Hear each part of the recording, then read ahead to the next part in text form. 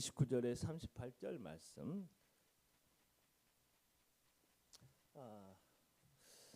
마태복음 15장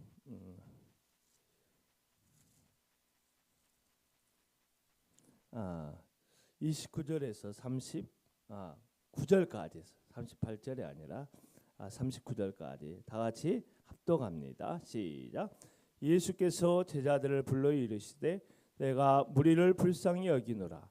그들이 나와 함께 있은지 이미 사흘임에 먹을 것이 없도다. 길에서 기진할까 하여 굶겨 보내지 못하겠노라. 제 아들이 이르되 광야에 있어 우리가 어디서 이런 무리가 배부를 만큼 덕을 얻으리까? 예수께서 이르시되 너희에게 떡이 몇 개 있느냐? 이르되 7개와 작은 생선 2마리가 있나이다 하거늘 예수께서 무리에게 명하사 땅에 앉게 하시고 떡 7개와 그 생선을 가지사 축사하시고 떼어 제 아들에게 주시니 제 아들이 무리에게 주매 다 배불리 먹고 남은 조각을 7 광주리에 차게 거두었으며 먹은 자는 여자와 어린이 외에 4,000명이었더라. 예수께서 무리를 흩어 보내시고 배에 오르사 마가단 지경으로 가시니라. 아멘. 참 올 한 해 정말 바쁘게 열심히 달려온 것 같아요. 여러분 그렇죠? 저는 제가 봐도 김 목사 수고 많았다. 할렐루야. 우리 한번 인사해 볼까요? 수고 많으셨습니다. 할렐루야. 내가 봐도 올 한해는 정말 내가 열심히 한 것 같아요. 이렇게 말하면 좀 교만하다고 할까요? 그래도 나름대로 하나님께서 맡겨준 사명 감당하기 위해서 나름대로 최선을 다해 달려온 것 같아 좀 마음이 좀 뿌듯합니다. 마음이 뿌듯하고 또 우리 동역자도 함께 할 수 있고 또 우리 집사님들의 모든 형편과 처지도 물론 어려운 것도 있지만 오늘 함께 예배하며 함께 보고 만나고 이런다는 것 자체가 이미 하나님의 넘치는 은혜를 받은 거 아닌가 그런 생각이 있습니다. 그래서 모두 감사하고 주의 이름으로 축복합니다. 할렐루야.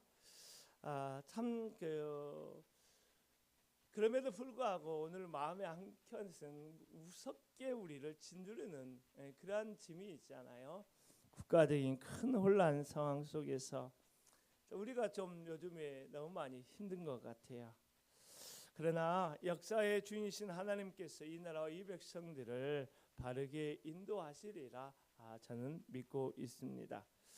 어떤 사람들은 저에게 작금의 사태에 대한 목회자로서 이것이냐 저것이냐 라고 하는 선택 혹은 분명한 성경적 입장을 요구할지도 모르겠다는 생각을 많이 합니다. 하지만 여기에 대해서 그렇게 요구받는 여러 모양들이 있기 때문에 사실 깊이 숙고하는 부분이 많이 있지만 현실 정치 밖에 있는 목회자가 가볍게 언급하기에는 이 사태가 너무나 엄중하고 중하기 때문에 거기에 대한 언급보다는 한국교회가 그리고 한국교회 목회자와 주의 백성들이 져야 할 이 시대의 책임이 무엇이냐에 대하여 생각하고 이 책임을 우리가 회피하지 말아야 되겠다라고 하는 생각을 많이 합니다. 여러분 한국교회와 주의 백성들 특별히 주의 종들이 져야 될 가장 큰 책임은 무엇이라고 생각하십니까? 저는 그것은 이 나라와 이 백성들을 위한 간절한 기도라 생각을 합니다. 모세가 기도할 때에 여호수아와 그의 군대가 승리했던 것처럼 반드시 주의 교회가 기도할 때에 할렐루야 주의 종들과 백성들이 기도할 때에 이 나라 이 백성들의 미래가 열리게 되리라 생각을 합니다. 그리고 이 책임을 우리가 회피하지 않게 되면 하나님께서 반드시 놀랍게 파도를 잠잠케 하신 것 같이 이 경랑의 시국을 잔잔케 하시고 할렐루야 우리에게 소원의 항구에 이르게 되는 은혜를 주시리라 믿습니다.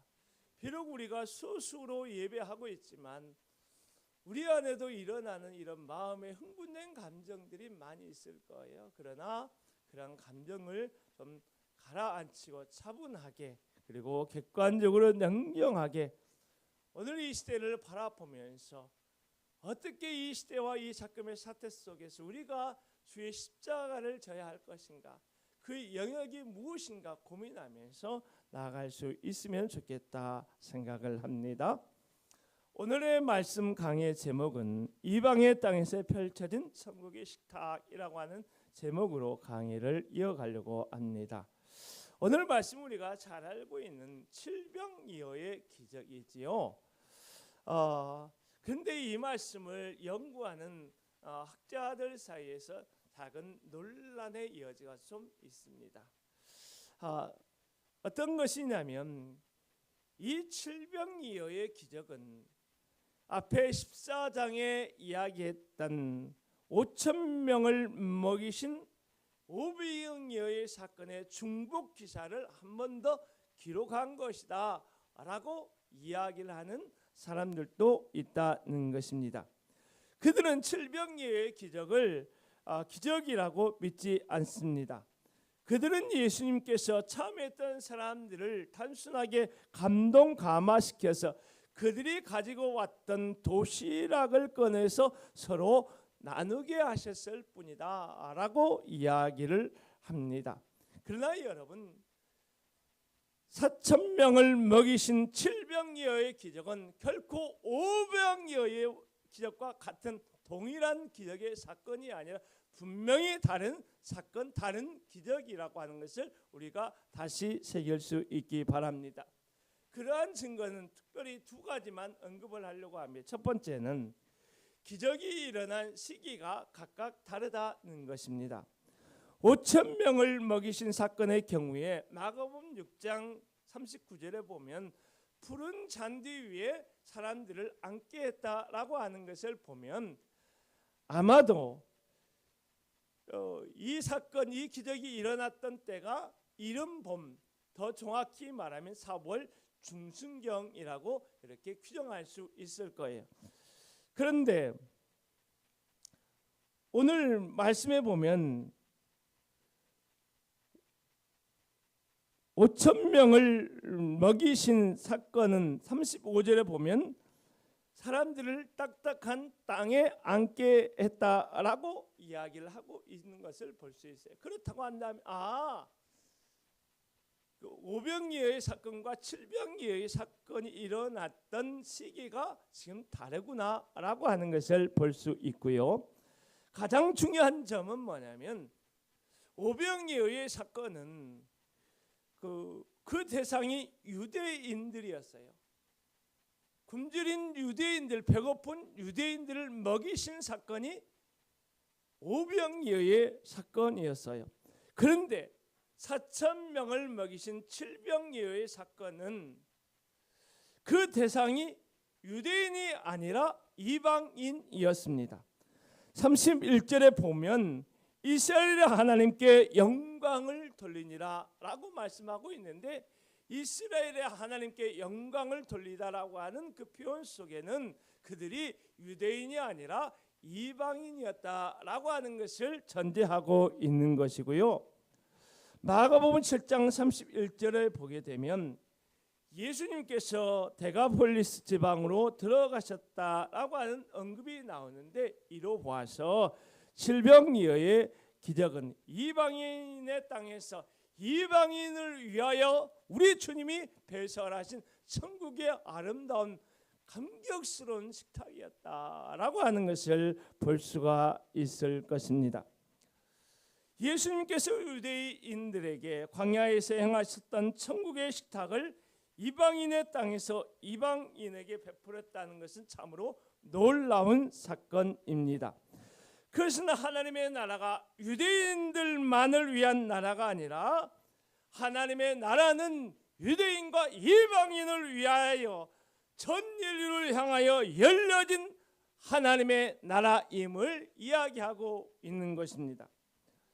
그래서 사도 바울로 로마서 1장 16절에서 내가 복음을 부끄러워하지 아니하노니 이 복음은 모든 믿는 자에게 구원을 주시는 하나님의 능력이 됨이라. 먼저는 유대인에게요 그리고 헬라인에게로다 라고 말씀하고 있는 것입니다. 비록 먼저는 유대인에게라고 구원의 순서의 우선권은 유대인에게 있지만 결국 하나님의 구원은 모든 열방을 향하여 열려진 것을 드러내 보여주는 놀라운 기적의 역사라고 할 수 있는 것입니다. 아마 유대인들이 주로 공동체를 이루고 있던 마태 공동체는 이 말씀을 접하면서 여기에 대해서도 좀 충격을 받지 않았을까라고 하는 생각이에요. 어찌 보면 그들은 예수 그리스도의 구원하심은 우리 유대인만의 구원이라고 하는 그러한 편협한 사고 속에 갇혀 있었을지 모르겠다는 생각이 들어요. 그런데 마태복음을 읽어보면 마태 사도를 통하여 전하는 말씀을 반복해서 드러내 보이는 것이 하나님의 나라는 너희 유대인만의 나라가 아니야. 할렐루야. 온 인류 이방인을 포함한 모든 인류를 위하여 열려진 하나님의 나라인 것이다. 할렐루야. 너희의 고정관념을 깨트리라 라고 계속적으로 반복해서 그 고정된 관념을 깨트리는 작업을 지금 성령께서 마태 사도를 통하여 하고 있다라고 하는 것을 볼 수 있습니다. 저는 이것을 보면서 오늘 우리들도 이러한 고정된 관념, 뭐 우리끼리 잘 믿고 잘 살고 뭐 이렇게 하면 되지 않을까라고 하시는 것을 이런 고정된 칼라는 다를지 몰라도 이런 색깔 속에 이런 고정된 관념 속에 매여 있지 않나 생각하는데, 여러분 우리 그리스도인들은 온 세계 열방을 품고 믿음 생활하는 하나님의 사람이 되어야 합니다. 할렐루야. 나의 일터는 온 세계 열방입니다. 할렐루야.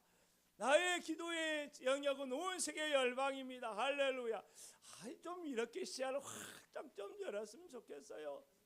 그렇지? 언제 내 것만, 언제 우리 가정만, 언제 우리 교회만 하고 있을 거예요.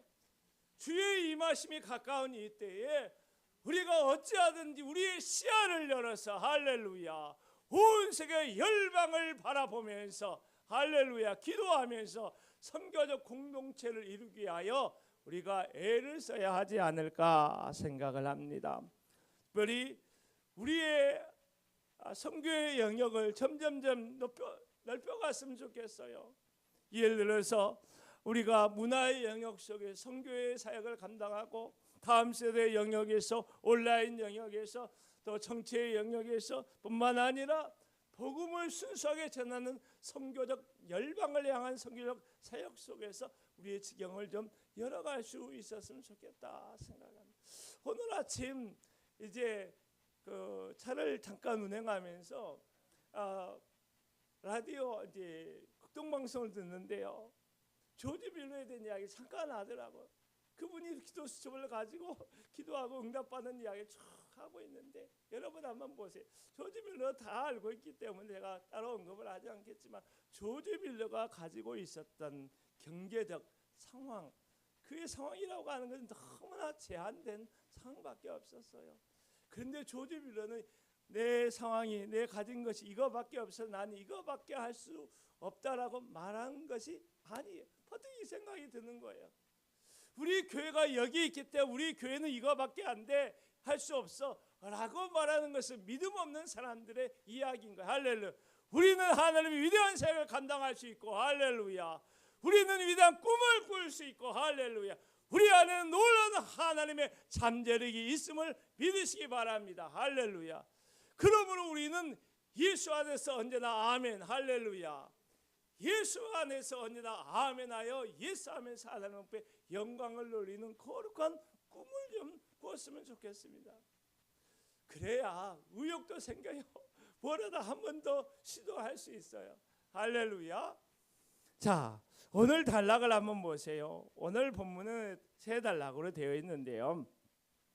첫 번째 29절에서 31절의 말씀은 질병예언의 배경으로서의 말씀을 지금 주시고 있고 32절에서 34절은 예수님과 제자들이 대화하는 대화를 기록하고 있고 35절에 39절은 질병의 기적에 대하여 말씀을 하고 있습니다. 자, 여러분 29절에서 31절을 한번 다 같이 한번 읽어볼까요? 시작. 예수께서 거기서 떠나사 갈릴리 호숫가에 이르러 산에 올라가 거기에 앉으시니 큰 무리가 다리 저는 사람과 장애인과 맹인과 말 못한 사람과 기타 여럿을 데리고 와서 예수의 발 앞에 앉힘에 고쳐 주시니 말 못하는 사람이 말하고 장애인이 온전하게 되고 다리 저는 사람이 걸으며 맹인이 보는 것을 우리가 보고 놀랍게 여겨 이스라엘의 하나님께 영광을 돌리니라. 아멘. 먼저 29절에서 산에 올라가 거기 앉으시라는 말을 한번 보십시오. 이것은 랍비들이 보통 제자들을 가르치기 위하여 취하는 자세를 이야기하고 있는 것입니다. 마치 마태복음 5장 1절에서 산에 올라가 앉으셔서 산상순의 말씀을 가르치신 것처럼 예수 그리스도께서 하나님의 말씀을 가르치시기 위하여 그와 같은 자세를 취한 것입니다. 예수님께서 3일 동안 사흘 동안 그 무리들과 같이 있었으니 아마 장시간에 걸쳐서 앉아서 말씀을 가르치시지 않았을까 생각하는데요. 그때 가르치는 중간중간이었는지 알 수 없지만 많은 사람들이 병자들을 데려왔습니다. 다리 저는 사람, 장애인, 맹인, 말 못한 사람들. 그런데 예수님께서 그들을 치료해 주시자 말 못한 사람은 어떻게 되고 말하게 되고, 보지 못한 사람은 어떻게 되고 보게 되고, 다리를 절던 사람은 제대로 걷는 역사가 일어났습니다. 도날드슨이라고 하는 신약학자는 이것을 이렇게 표현을 했어요.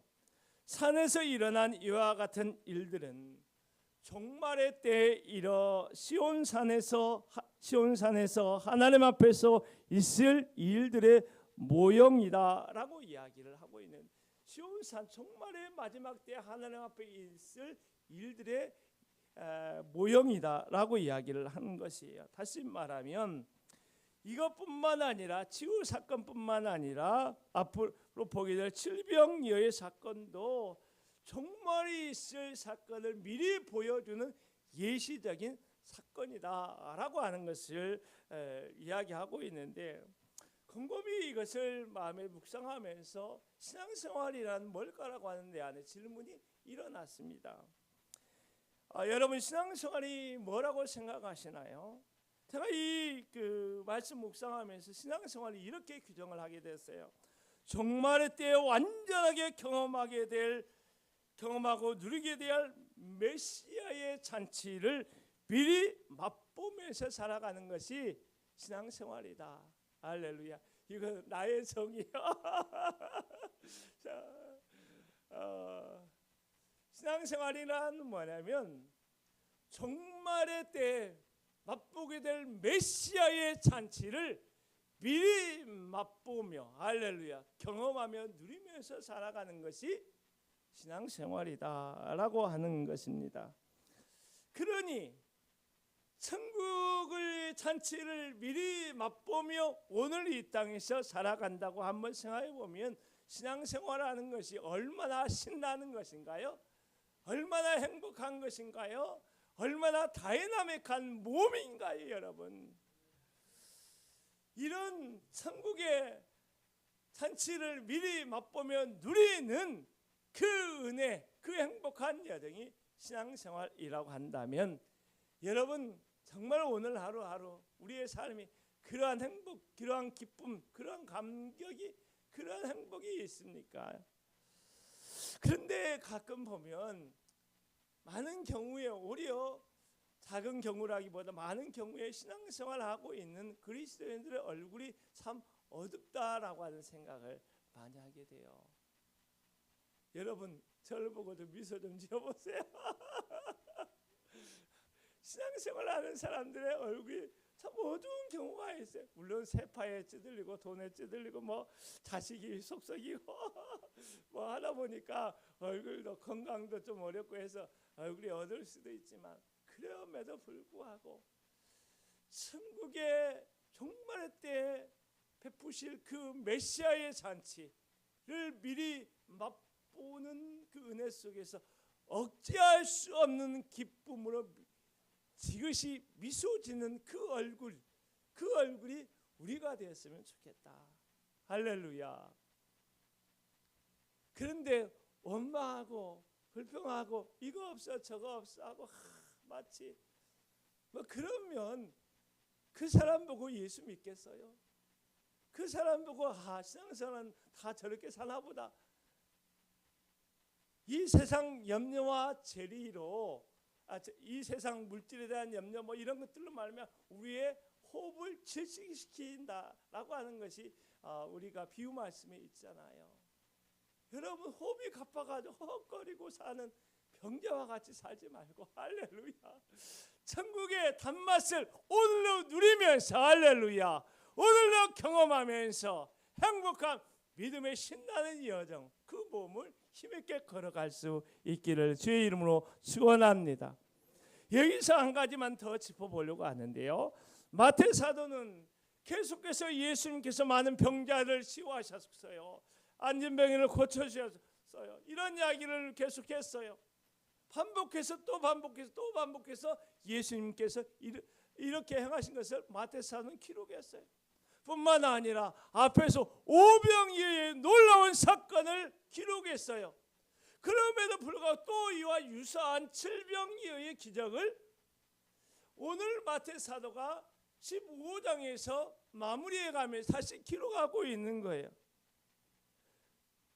그런 것을 보면서요, 왜 이렇게 비슷한 이야기, 어찌 보면 같은 이야기를 반복하고 있을까라고 하는 의문, 질문을 우리가 할 수 있을 건데요.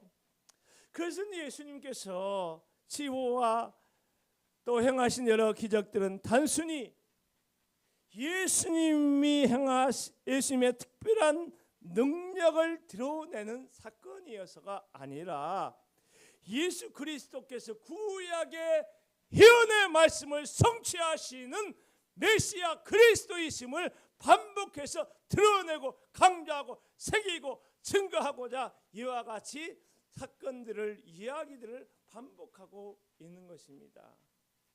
예를 한 가지 들어보면 이사야 35장 5절 6절에서 그때 맹인이 눈이 밝을 것이며 못 듣는 사람의 귀가 열릴 것이며 그때에 저는 자는 사슴같이 뛸 것이며 말 못하는 자의 혀는 노래하리니 이는 광야에서 물이 솟겠고 사막에서 시내가 흐를 것임이라. 이 말씀의 성취였음을 독자들로 하여금, 말씀을 듣는 사람들로 하여금 다시 생각나게 하고 다시 생각나게 함으로 예수 그리스도가 구약의 성취로 오신 메시아 그리스도이심을 증거하고 있는 것입니다. 저는 여기서 우리의 삶에 좀 적용적 관점에서 하나만 좀 반복이라고 하는 부분을 좀 한번 생각해 보고자 하는데요. 여러분, 그것은 뭐냐면 반복하는 것을 두려워하지 말라는 것이에요. 따라서 해볼까요? 반복하는 것을 두려워하지 마십시오. 다시 한번 큰 소리로, 반복하는 것을 두려워하지 마십시오. 정말 중요한 것은 어떻게 해야 되는 거예요? 반복을 해야 하는 거예요. 햇빛이 한 점에 모아지면 철을 뚫는 것처럼 복음을 반복하면 철을 뚫는 능력을 체험하게 되는 거예요. 할렐루야. 기도에 집중해서 반복하면 하늘이 열리는 기적을 경험하게 되는 것입니다. 그런데 정말 우리가 반복해야 될 것은 뭐냐면 예수 그리스도의 십자가와 부활의 복음인 거예요. 할렐루야. 사도 바울을 비롯한 베드로를 비롯한 초대교회 사도들도 백성들도 만난 사람들마다 예수 그리스도를 죽으시고 부활하셨습니다. 할렐루야. 반복하면서 복음을 전했던 거예요. 그 복음을 반복하면서 전했을 때에 성령님이 그들 가운데 임하시고 성령을 따라 말하게 하시고 할렐루야. 그들의 기쁨이 회복이 되고 영이 열리게 되고 영생의 축복의 문이 열어지게 된 것입니다. 할렐루야. 오늘 이 시대야말로 어찌 보면 원초적인 복음을 드러내는 반복을 해야 할 때인지도 모릅니다. 여둠에 짙어질수록 우리는 한 점에 집중하고 그 점이 뭐죠? 예수 그리스도의 십자가와 부활의 복음입니다. 할렐루야. 그 한 점에 집중하는 마음으로 우리가 나아가면 복음을 반복하면 이 시대의 엄혹한 현실을 반드시 뚫고 나갈 수 있는 영향력 있는 리더로 하나님께서 세워주실 줄로 믿습니다. 32절과 34절에서 보면 예수님과 제자들의 대화가 있는데요. 한번 보십시오. 32절부터 4절까지 시작. 예수께서 제자들을 불러 이르시되 내가 무리를 불쌍히 여기노라. 그들이 나와 함께 있은지 이미 사흘임에 먹을 것이 없도다. 길에서 기진할까 굶겨 보내지 못하겠노라. 여기까지. 예수님께서 제자들을 앞에 두고 제자들을 끌어당겨서 제자들에게 불러오지 않아도 됐을 텐데, 특별히 말하지 않았을 텐데, 안 해도 됐을 텐데 다 하시면 되잖아요. 그래도 제자들을 끌어오셔서 이렇게 제자들에게 이야기하는, 그것은 제자들을 훈련하고자 하는 목적이 있는 것이죠. 무슨 이야기를 했을까요? 나눠보면 내가 무리를 불쌍히 여기노라. 할렐루야. 예수 그리스도의 긍휼한 마음이 나오는데, 이 긍휼한 마음은 어떤 마음이죠? 우리의 일을 대하시는 예수님의 마음이에요. 예수님은 어제와 오늘이 동일하신 분이잖아요. 이곳에서 무리를 긍휼히 여기신 그 예수님은 오늘 예배하는 나를 긍휼히 여기시는 거예요. 할렐루야. 두 번째, 그들이 나와 함께 있은지 이미 사흘임에 먹을 것이 없도다 말씀하셨어요. 아마 사흘 동안 예수님과 같이 있었으니까 예수님이 그들이 형편과 처지를 너무나 잘 알고 있을 거예요. 이것은 뭐냐면 예수 그리스도께서는 우리의 현실의 구체적인 상황들의 실제를 무시하지 않으신다는 거예요. 할렐루야. 신앙생활은 몽상적인 것이 아니에요. 여러분, 신앙생활 먼 어떤 나라에 사는 것이 아니라 구체적인 삶의 배고픈 자리에서 우리가 주님을 바라보고 살아가는 거예요.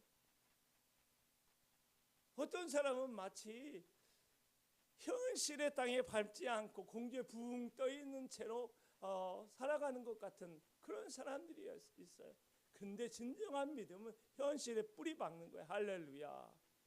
현실에 뿌리 박고 주님을 바라보는 거예요. 현실에 뿌리 박고 주님과 동행하는 거예요. 할렐루야. 나의 현실을 무시하지 않는 거예요. 나의 한계를 무시하지 않는 거예요. 나의 절박한 상황을 무시하지 않는 거예요. 할렐루야. 그 속에서 믿음의 고백으로 주께 다가가는 것이 진짜 믿음인 거예요.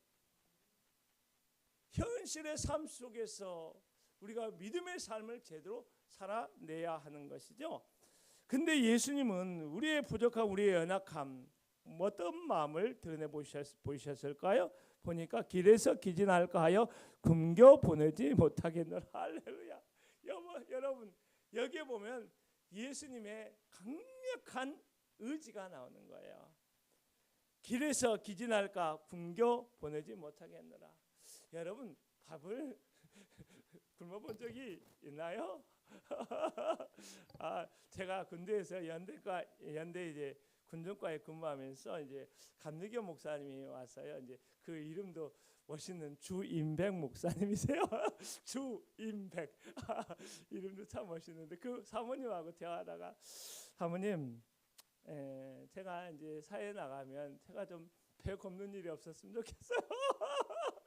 그럴 때 그 사모님이 걱정하지 마세요. 내가 도와드릴게요. 그런 말씀을 하셨는데, 여러분, 배고픈 건 너무 서러운 거예요, 여러분. 그런데 우리 주님은 배고픈 자의 마음을 너무 잘 아셔요. 40일 동안 주야로 금식하셨잖아요. 얼마나 배고픔이 서글프고 아픈지 우리 주님이 아시는 거예요. 그 주님의 강력한 마음이 오늘 여기 나와서 그들이 기진할까 내가 굶겨 보내지 못하겠노라 강력한 의지를 드러내 보이시는 것입니다. 그런데 이런 예수님의 마음에 대해서 제자들이 어떻게 반응했을까요? 한번 33절을 보세요. 시작. 제자들이 이르되 광야에 있어 우리가 어디서 이런 무리가 우리 배부를 만큼 떡을 얻으리까? 제자들의 반응을 한번 보세요. 여러분 이 제자들이 이런 반응을 그래? 아무 생각이 없네. 저는 이 말씀 보면서 굉장히 충격적으로 다가오더라고요. 그들은 바로 14장에서 얼마 전에 오병이어의 위대한 역사를 체험했어요. 먹고 마셨어요. 그런데 얼마 지나지 않았는데 어떻게 그 일을 잊어버리고 광야에서 무리들이 배부를 만큼의 떡을 우리가 얻으리까 매우 총명스럽게 예수님께 대답하고 있는 것을 볼 수 있어요. 근처에 큰 도시가 있거나 자신들에게 돈이 있다면 할 수 있을 텐데 돈도 없고 있는 곳이 광야이기 때문에 방법이 없다라고 대답하고 있는 거예요. 이거 사실은 그 믿음 없는 그런 모습이잖아요. 그런데 마태 사도가 참 대단한 것이 마태 사도 자신을 포함한 제자들의 이런 믿음이 연약한 모습을 진솔하게 고백하듯 이렇게 드러내고 보이는 거예요. 카슨이라고 하는 신학학자는 이것을 보면서 이렇게 좀 정리를 했더라고요. 그의 마태복음 주석에서 이렇게 말했는데요. 제자들이 5,000명을 먹이신 기적을 잊지는 않았지만 이런 기적이 이방인의 땅에서 일어나지 않을 것이라고 하는 편견을 가졌거나 이런 기적은 워낙 특별하고 큰 규모이기 때문에 다시는 일어나지 않을 것이라고 하는 믿음을 가졌을 것이다. 다시 이런 일이 일어나지 않을 것이라는 예수님께 대한 건강한 믿음을 가져야 되는데 이런 부정적인 믿음을 가졌다. 카슨이라고 하는 학자는 이렇게 이야기를 했는데요. 제 아들이 오병이의 기적을 망각해서 이렇게 반응했을까요? 아니면 이방인의 땅에서 이런 일이 일어나지 않을 것이라고 하는 편견을 가져서 이렇게 반응했을까? 아니면 이런 대규모의 일은 쉽게 일어나지 않을 것이라고 하는 이런 믿음을 가져서 이렇게 했을까요? 아마 복합적으로 뒤섞인 그런 것들이 이 제자들의 마음속에 있지 않았을까 생각하는데요. 이 제자들의 반응을 보면서 우리가 보이지 않던가요, 여러분? 제자들의 반응이 어찌보면 우리의 반응인 거예요. 예수님께서 여러분에게 어떤 놀라운 은혜를 베푸셨는지 돌아보면 다 알잖아요. 우리 고백과 지나온 세월 돌이켜보면 은혜가 아닌 것 없어. 할렐루야. 그렇게 찬양하고 고백하는데 우리가 막상 결정적으로 위급한 상황에 도달하면 과거에 있었던 놀라운 사건은 기억을 하지만 그것이 또다시 반복해서 나의 삶 속에 일어날 것이라 이런 믿음이 없는 거예요. 믿음 없으면 과거의 축복을 망각한 데서 오지만 주의 은혜는 놀랍게도 언제나 새롭게 반복되는 것이 주님의 은혜인 거예요. 할렐루야. 주님의 은혜는 언제나 새롭게 반복되는 것이다. 할렐루야. 여러분 다시 한번 따라 세워보십시오. 주님의 은혜는 언제나 새롭게 반복되어 경험하는 것이다. 그러므로 우리가 어려움에 있을 때 주의 은혜를 망각하지 않도록 다시금 주께서 베푸셨던 은혜를 기억하는 것이 참 필요해요. 언제든지 놀라운 주님의 은혜는 내 삶 속에서 반복해서 나타날 것이라고 하는 기대감, 믿음을 가지고 하나님 앞에 나아가야 할 줄로 믿습니다. 오병이의 기적을 반복하신 우리 주님께서 철병의 기적도 우리의 삶 속에서 행해 주실 것입니다. 할렐루야. 제자들의 반응에서 특별히 문법적으로 보면 우리가 유념해야 할 한 가지 단어가 있는데 그 단어가 뭐냐면 우리가라고 하는 말이에요. 이것은 성경원어로 해민이라는 단어를 쓰고 있는데 우리 학자들 사이에서 이 말을 뭐라고 표현했느냐면 강조의 우리가, 강조의 의미로 우리가라고 하는 쓰지 않아도 될 주어를 써서 이 강조의 우리가라고 하는 말을 썼다, 이렇게 이야기를 하고 있어요. 마태 사도는 왜 쓰지 않아도 될 우리가 이 해민이라고 하는 단어를 썼을까요? 그것은 제자들의 마음 상태를 드러내 보이고 강조하고 싶기 때문입니다. 우리가 왜 이 사람들을 먹이는 책임을 져야 합니까? 우리의 책임이 아닙니다. 항변하듯 하는 제자들의 태도를 적나라하게 마태 사도는 드러내고자 강조의 우리가 해민이라고 하는 단어를 쓴 것입니다. 여러분, 제자들의 태도가 나는 잘못됐다라고 생각하지는 않습니다. 어느 정도 제자들의 태도도 일리가 있다고 생각이 들어요. 제자들이 그 많은 사람들을 오라고 한 것도 아니잖아요. 그들이 자발적으로 왔잖아요. 사흘이나 예수님 앞에 있으라고 붙잡은 것도 아니잖아요. 그들이 자원해서 예수님의 말씀을 들으려고 했고 예수님의 은혜를 받으려고 광야에 사흘이나 낮밤을 보낸 것입니다. 그들이 너무나 놀라운 은혜를 받았기 때문에 꼬불치던 돈을 헌금으로 이렇게 드린 것도 아니에요. 그런데 왜 우리가 그들의 배고픔을 책임져야 합니까? 라고 하는 제자들의 불만 어린 마음을 이렇게 표현하는 것입니다. 그런데 예수님의 시각은 달랐어요. 오병이어의 기적에서도 제자들에게 너희가 먹을 것을 주어라 라고 말씀하신 것을 통하여 빈곤의 문제에 대하여 예수님은 제자들과 교회가 책임적인 반응을 할 것을 요청하시고 기대하셨어요. 여기에서도 예수님은 제자들에게 그리고 교회 공동체에게 물질적으로 빈곤하고 영적으로 빈곤한 사람들을 외면하지 말라는 말씀으로 이 말씀을 지금 우리가 봐야 할 것입니다. 우리가 모든 사람들의 가난함의 문제를 해결할 수 없지만 이 말씀을 접하면서 우리가 할 수 있는 것은 해야 한다는, 우리가 할 수 있는 것은 우리가 부담해야 될 영역은 부담을 하고 책임지고 해야 한다는 그런 말씀으로 제 안에 들렸습니다. 이 말씀을 묵상하면서 저는 우리 교회의 사역 선언문을 다시 한번 들여다보면서 마지막 6번째 하나를 좀 추가하게 됐어요. 어제 저녁에, 오늘 주보에는 안 나왔겠죠. 오늘 주보에도 나왔네요.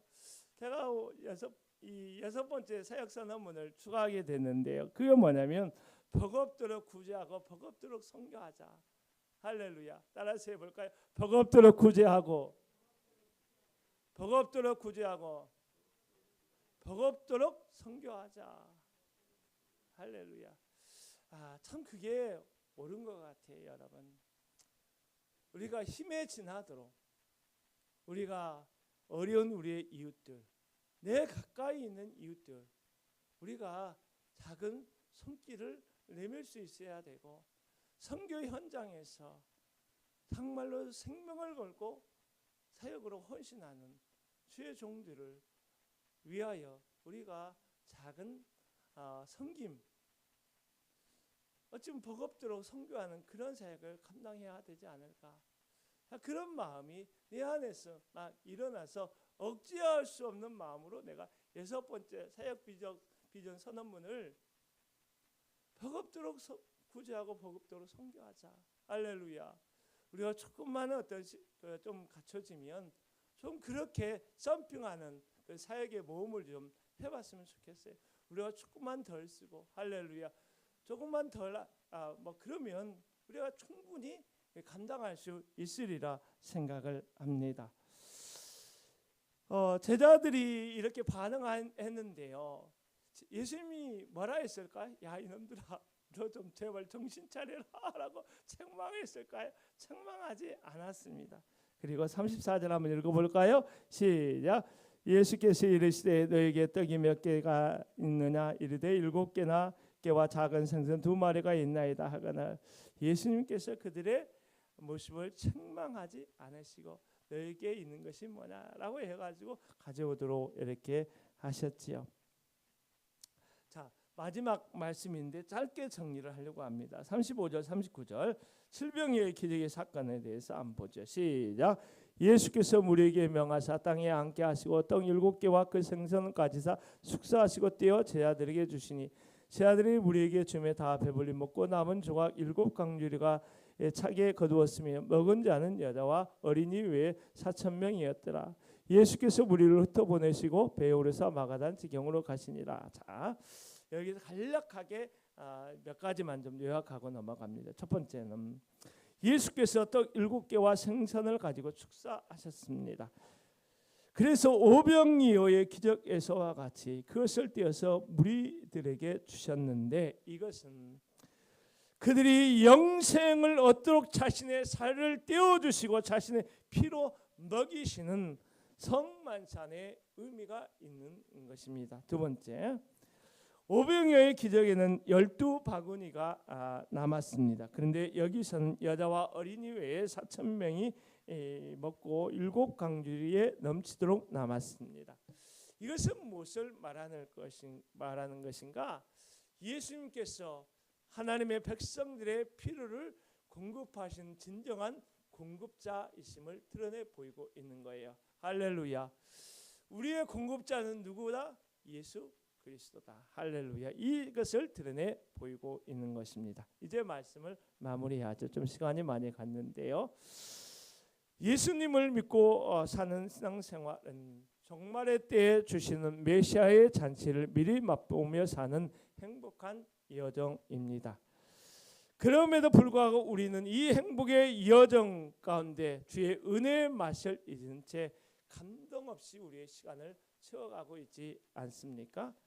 감동은커녕 믿음 없는 사람처럼 오히려 다른 사람의 기쁨의 에너지를 빼앗아가는 그런 역할을 하고 있는 것은 아닙니까?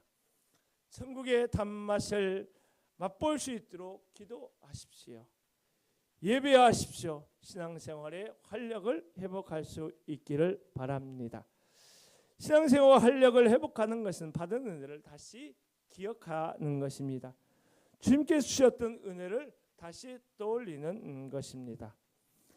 그 은혜가 다시금 내 삶에 반복해서 경험하게 될 것이라 믿고 전심으로 그 은혜를 구해야 하는 것이지요. 영적인 빈곤이든 물질적인 빈곤이든 때로 주님께서 너희가 채워주라 너희가 먹이라 우리에게 감동을 주실 때가 있습니다. 이러한 때 그 감동을 외면하지 마십시오. 빈곤의 문제를 우리가 다 해결할 수 없다고 그냥 마냥 속 놓고 있어야 될 것이 아니라 우리가 할 수 있는 영역에서 우리가 할 수 있는 만큼은 감당해야 하는 것입니다. 그래서 특별히 버겁도록 구제하고 버겁도록 선교하는 일을 감당할 수 있도록 검소한 삶을 살아가십시오. 그리고 예수 그리스도께서 유대인의 땅에서 오병이어의 기적을 통하여 천국의 식탁을 배설한 것처럼 열방의 땅에서 이방의 땅에서 천국의 식탁을 배설한 것을 보면서 우리도 만난 것을 나누어주는 만난 사람들에게 할렐루야. 참으로 여러분 식사 한 끼 대접했으면 좋겠어요. 나는 사주라고 하는 것이 아니라 여러분 좀 내 주위에 둘러보고 그동안 돌아보지 못했던 사람들 가운데 한두 사람 정도 제가 부족하지만 만난 음식 한번 대접하겠습니다. 이렇게 좀 해나갔으면 좋겠다. 그럼 건강한 나눔 무엇보다도 예수 그리스도의 복음을 나누는 그러한 삶이 우리 안에 있기를 주의 이름으로 축원합니다. 할렐루야. 다시 한번 인사합니다. 사랑합니다. 축복합니다. 반갑습니다. 자, 우리 아름다운 우리 교회 이 찬양을 부르고 우리 축도하고 예배를 마무리하겠습니다.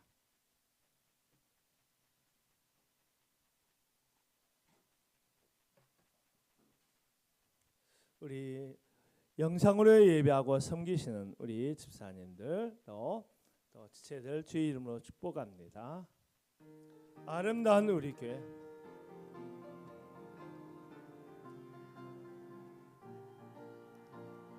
어둡고 냉랭한 이 땅 위에 밝은 등불을 비추며 참된 진리를 가르치는 아름다운 우리 교회요. 오 컴 다 오라고 부르노라. 모두 다 같이 가보세. 참된 진리를 가르치는 아름다운 우리 교회요. 전덕 위에 아름다운 우리 교회가 서 있네. 어린 내 시절 정나흡던 사랑하는 우리 교회요.